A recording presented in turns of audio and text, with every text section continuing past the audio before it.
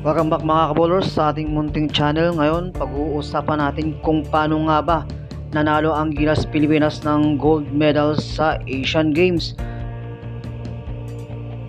Samantalang mga kabowlers, ito naman ang mga players na nag-step up upang tulungan sa opensa si Justin Brownlee, Scotty Thompson, MVP mode sa kanyang mga hustle plays. Samantalang si AJ Perez naman, pinakita ang kanyang Predator mode.